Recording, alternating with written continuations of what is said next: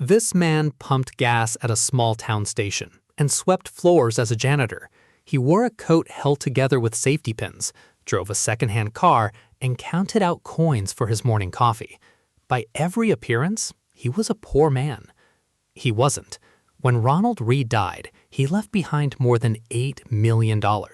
No lottery, no inheritance, no secret high-paying job. Just a gas station wage, a janitor's wage, and one quiet decision he repeated over and over for 60 years. And here's what should stop you cold. The thing that made him rich wasn't a secret, and it wasn't complicated. It's a force you already have access to, right now, today. The same force the banks use on your debt and the wealthy use on their fortunes. Most people just leave it switched off for the most important years of their lives. By the end of this video, you're going to understand exactly how a janitor outsaved millionaires and exactly how to switch that same force on for yourself. So let's go back to the beginning. There's a man at the counter of a diner in Brattleboro, Vermont, and you would never look at him twice. He's old, his flannel coat is worn thin, and if you look closely, which nobody does, you'd see it's held together at the seams with safety pins. He drives a second-hand car. He cuts his own firewood to heat his house well into his 90s.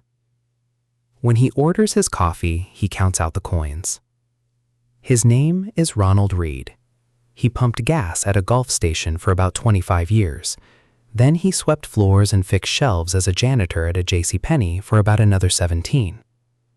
He was the first person in his family to ever finish high school, and he walked or hitchhiked miles to get there. By every outward sign, the coat, the car, the coins on the counter, Ronald Read is a poor man. He is not. When Ronald Read dies in the summer of 2014 at the age of 92, the people of his town are about to get the shock of their lives. Because when the lawyers open his estate and start counting, the number they find is almost impossible to believe for a man who pumped gas and swept floors. We'll get to the day they read his will. We'll get to the exact number and what he did with it, but not yet. Because the number isn't the interesting part. How he got it is the interesting part, and it's a secret that was never a secret at all. It was sitting in plain sight, available to you, to me, to everyone the entire time. Here's what most people get wrong about money. They think wealth is a function of income, that the people with the big houses simply earn the big paychecks. So if you're not rich, you assume the only answer is to earn more, and someday the math will finally work. But Ronald Read never earned more. He earned a gas station wage and a janitor's wage for his entire working life. And he died with more money than most doctors, most lawyers, most executives pulling 10 times his salary will ever see. So this is not a story about a lottery ticket. This is not a story about a secret inheritance. This is not a story about a man who earned a fortune. This is a story about the quiet, almost boring force that turned a janitor's spare dollars into millions. A force that doesn't care how much you make, only how long you let it work. That force has a name. You've heard it. You probably learned it in a classroom and forgot it by that same afternoon because nobody ever showed you what it can actually do to a human life. It's called compound interest. And by the end of this video, you're going to understand it the way Ronald Read understood it, not as a formula on a whiteboard, but as the most powerful, most patient money-making machine ever discovered. A machine you already own, a machine most people leave switched off for the most expensive years of their lives. So let's start where Ronald started, with almost nothing, and a habit that looked to everyone around him like it would never amount to anything at all.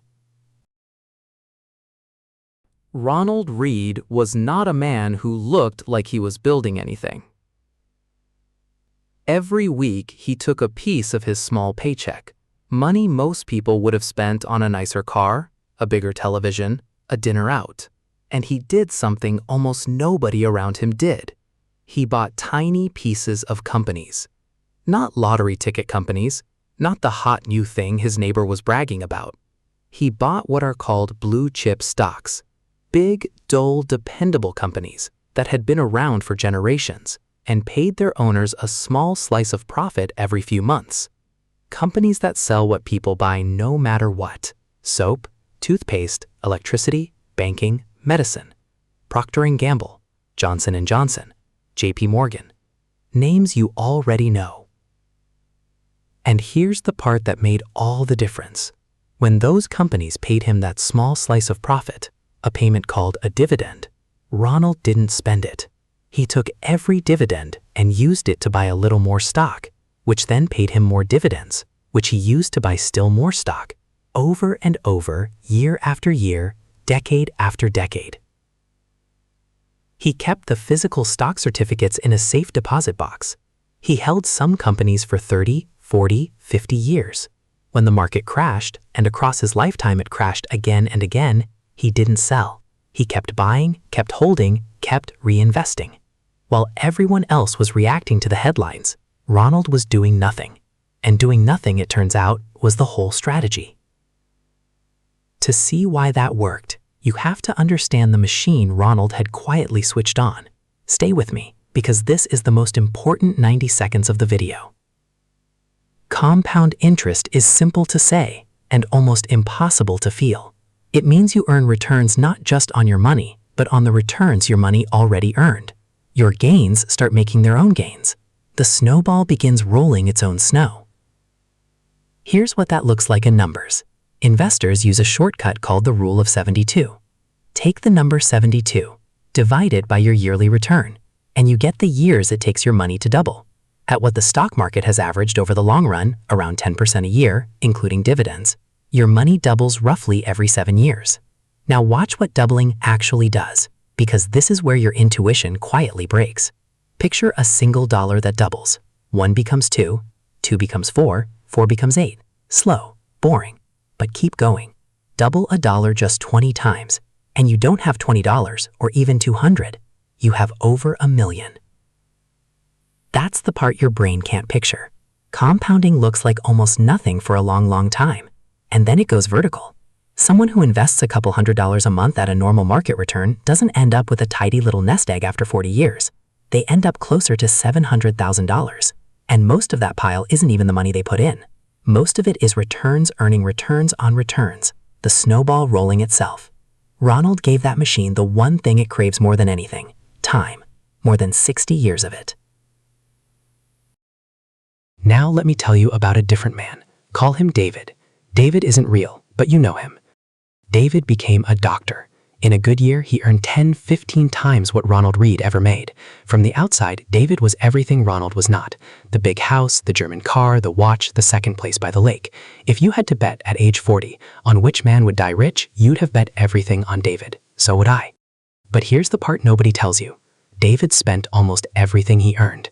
The bigger the paycheck grew, the bigger the life grew to swallow it. The exact force we pulled apart in the last video. His money came in fast and left just as fast. He started investing seriously late, panic sold near the bottom of a crash, and started over more than once. He kept his money machine switched off through the very years it needed most. David retired comfortably, but when the dust settled, the gas station attendant in the safety pin coat had quietly left behind several times what the doctor did. This is the thing that should stop you cold. It was never about the size of the shovel. It was about how long the snowball got to roll. Ronald didn't beat David with income. He beat him with patience, and patience is the one advantage on this whole list that doesn't cost a single dollar. So, before we go further, let me say the quiet part out loud. The difference between Ronald and David was not their salaries. It was time, patience, and a snowball one of them let roll while the other kept knocking it over. If that idea is rearranging something in your head right now, do me a favor and subscribe. This whole channel is about the money truths nobody bothered to teach you, made simple. Because now we have to deal with the hard part. If compounding really is this simple, this powerful, and this available to everyone, then why doesn't everyone end up like Ronald? Why do most people, even people who know all of this, still leave the machine switched off? There are 3 reasons. And every one of them is quietly costing you money right now. The first reason is fear, and it does the most damage of the 3. Compounding only works if you leave it alone, but leaving it alone is the single hardest thing a human being can do with money, because the snowball doesn't roll in a straight line. It rolls through crashes, real, terrifying, gut-dropping crashes. Think about what Ronald Read held through. In 1987, on a single day now called Black Monday, the market fell more than 20% in one day. In 2000, the dot-com bubble burst and wiped out trillions. In 2008, the global financial system nearly stopped breathing, and people watched half their savings disappear in months. At every one of those moments, the smart-sounding thing, the thing that felt like safety, was to sell, to get out, to stop the bleeding. And millions of people did exactly that. They sold at the bottom, locked in their losses, and swore off the market for good. Ronald didn't. He did nothing. He kept holding, kept collecting dividends, kept reinvesting them, buying more shares while everyone else ran for the exits and prices were on sale. Here's what most people never realize. A crash for someone who keeps investing isn't the disaster, it's the discount. The people who panic and sell hand their future gains to the people who stay calm and buy. Ronald was always on the calm side of that trade, for 60 years. The second reason is the cruelest, because by the time you feel it, you can't undo it. It's waiting. Compounding's power comes almost entirely from time, which means the years you skip at the start are the most expensive years of all. Pay attention to this because it's the most important comparison in personal finance. Two friends. The first starts investing $200 a month at age 25 and stops completely at 35. Just 10 years of saving, then never another dollar. The second waits, starts at 35, and invests that same $200 a month faithfully for the next 30 years. So the late starter puts in 3 times as much money over 3 times as long. And yet at retirement, the one who started at 25 and then stopped often ends up with more, because those early dollars had an extra decade to double and double again. The late starter didn't lose money, he lost time. And time is the one thing on this whole list you can never buy back at any price. That's why the most expensive money decision most people ever make isn't a bad stock or a market crash. It's the perfectly reasonable sounding decision to start next year. Every year you wait isn't a small delay. It's a double, gone. The third reason almost makes me angry because it's pure myth. Most people believe investing is only for the rich or only for experts, people with a finance degree and a terminal full of blinking numbers, people who can pick the winners the way Ronald did. And this is where it gets remarkable. You don't have to. Ronald picked individual companies because in his day that was the work. But decades ago, a man named Jack Bogle built something that changed everything, the index fund. Instead of betting on one company, an index fund lets you buy a tiny slice of hundreds of the biggest companies at once, automatically for almost nothing. You don't have to be right about any single business. You only have to bet that the economy over decades keeps growing, which over the long run it always has. So the strategy that made a janitor a millionaire is now available to almost anyone with a phone and a few spare dollars. You can switch the machine on this week, set the dividends to reinvest automatically, and then do the hardest, most profitable thing in all of investing: nothing. Even the greatest investor alive proves the point.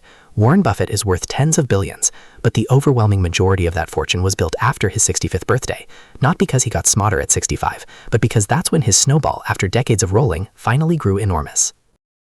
So let's finally go back to that day, the day the lawyers read Ronald Reed's will. When Ronald died in 2014, the people handling his estate started adding it up.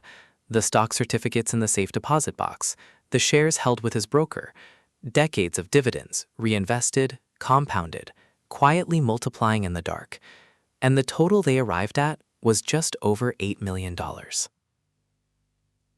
$8 million. From a man who pumped gas, swept floors, drove a used car, and pinned his coat together. The town couldn't believe it. The people who had poured his coffee, sold him his flannel shirts, watched him feed the parking meter with exact change, they had been standing next to a multi-millionaire for decades and never knew. And here's the part that tells you who Ronald actually was. He didn't blow it at the end, and he didn't hoard it for its own sake. He gave almost all of it away. Around $1.2 million went to his local library, the one he'd loved his whole life. Around $4.8 million went to the local hospital. A janitor had quietly become one of the most generous donors those places had ever seen. Now, I promised you we'd understand how this was even possible, so let me show you the shape of it. Watch this, because this is the entire video in a single image. There's an old story about a chessboard. You place 1 grain of rice on the first square, 2 on the second, 4 on the third, doubling each time. For the first half of the board, the amounts are almost laughable. A few grains, a handful, a small bowl. You could carry it in one hand. But by the second half of the board, the doubling turns monstrous.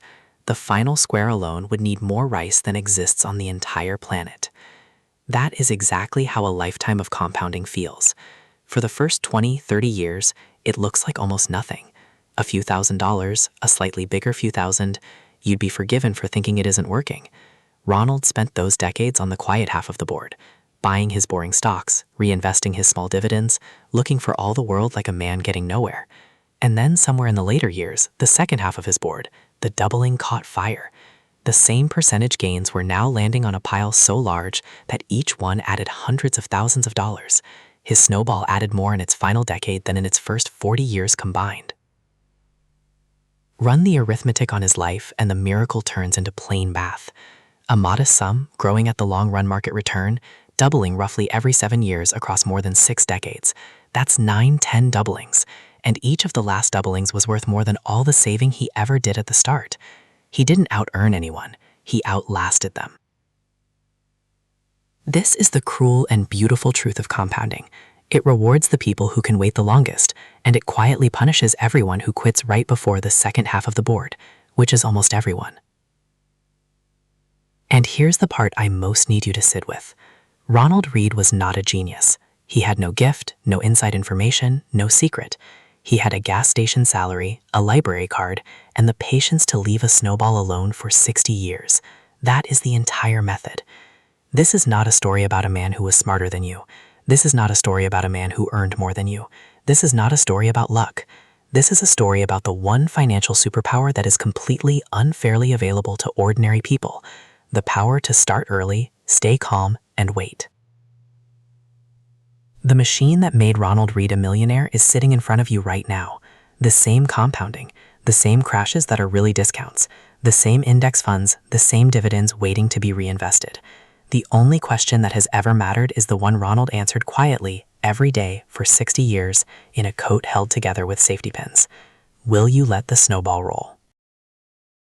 So if you take nothing else from Ronald Read's life, take these 3 things. First, the math. Wealth is built far more by time than by income. A modest amount of money, left alone to compound for decades, will quietly beat a large amount that starts late or keeps getting interrupted. The size of your shovel matters far less than how long your snowball gets to roll. That single idea is why a janitor outsaved a doctor. Second, what to actually do. And it's almost insultingly simple. Start now, not next year. Put money in automatically every month so you never have to decide. Buy something boring and broad, like a low-cost index fund. Set your dividends to reinvest themselves. And then, through every crash and every scary headline, do the hardest thing in all of investing. Nothing. Let it roll. And third, the one I really want to stay with you. The most expensive thing you will ever buy is not a house or a car or a bad investment. It's the years you spent waiting to start. Every year on the sidelines is a doubling you will never get back. Ronald Read's real fortune was never the $8 million. It was the 60 years of patience the rest of us keep promising ourselves will begin tomorrow. So let me ask you, and I read every reply, how old were you when you started investing? Or how old do you wish you had been? Tell me in the comments. Your answer might be the nudge somebody scrolling past needs to start today instead of next year. Because here's the last thing Ronald Read never said out loud, but proved with his whole quiet life. You don't need a bigger paycheck to build a fortune. You need a smaller ego, a longer patience, and the willingness to start the snowball now while it still has a whole hill left to roll down. Ronald Read's secret was never a secret. It was time, patience, and a snowball he simply never stopped. Want the simplest way to start your own? The next video is right here on your screen. Tap it, subscribe, and let it roll.